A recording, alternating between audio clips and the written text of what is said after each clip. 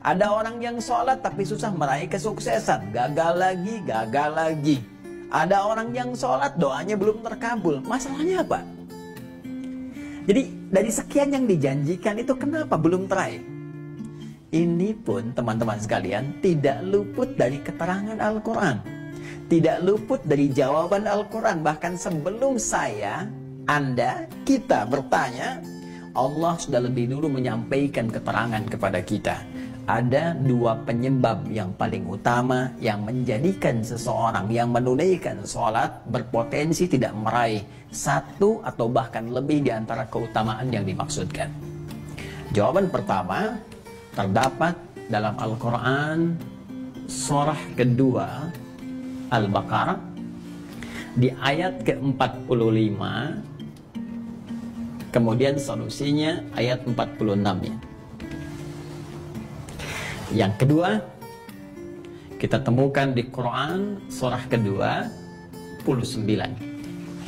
Di Quran surah kedua 29 Al-Ankabut di awal ayat ke-45-nya. Tuh, sama-sama 45 ayatnya, ya, tapi nanti dengan pemaknaan yang berbeda.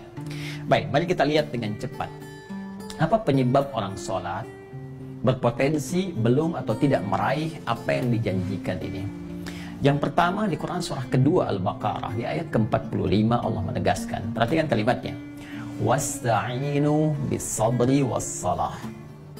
Dan jika engkau punya persoalan dalam kehidupan, terima dengan sabar, itu untuk meningkatkan kualitas hidupmu. Dan dengan itu kemudian kau bawa dalam sholat, mintakan solusi kepada Allah. Was-salah, tunaikan sholat, minta solusi kepada Allah. Wa innaha lakabiratun illa 'alal khashi'in. Namun penting kau sadari, sholat itu tidak mudah engkau lakukan.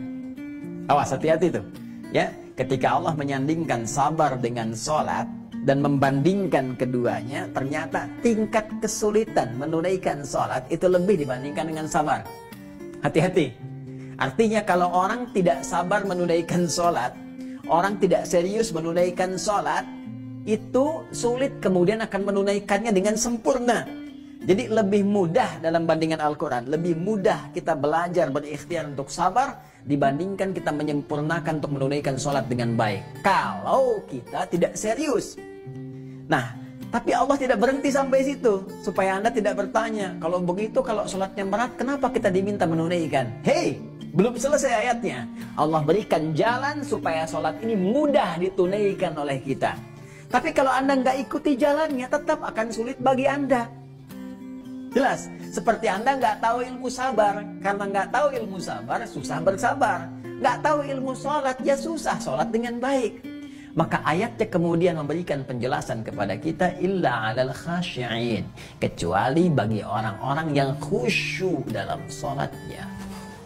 Jadi untuk menjadikan sholat itu termaknai, sholat itu mudah kita tunaikan, sholat itu benar kita tunaikan, kata Al-Quran pertama, tunaikan sholat itu dengan khusyuk. Ini poinnya, khusyuk. Jadi kalau kita ingin meraih keutamaan-keutamaan ini yang dijanjikan, hal-hal yang tadi dimaksudkan, maka syarat pertama kata Allah, tunaikan dengan khusyuk. Kalau nggak khusyuk, jadi berat sholatnya. Kalau nggak khusyuk jadi beban sholatnya. Jangankan saat menunaikan sholat, saat dengar azan pun jadi seakan beban. Suara apa ini? Ini kok panggilan tiap hari datang terus? Ya Allah, iman Anda di mana, Cepi? Jadi kalau kita nggak khusyuk susah. Nah, karena itu penyebab yang pertama, kalau ada orang belum meraih apa yang dimaksudkan, boleh jadi sholatnya belum khusyuk. Pertanyaan susulannya, bagaimana supaya kita bisa khusyuk sholatnya, ya Allah? Bagaimana cara khusyuk yang baik itu? Maka Allah memberikan jalan kepada kita. Jalan pertama langsung di ayat ke-46-nya. Ini poinnya. Perhatikan caranya. Alladzina yadhunnuna annahum mulaqu rabbihim. 1. Wa annahum ilaihi raji'un. 2. Jadi rumus cepat untuk khusyuk dalam sholat. Ya, bagian pertama, rumus cepat untuk khusyuk.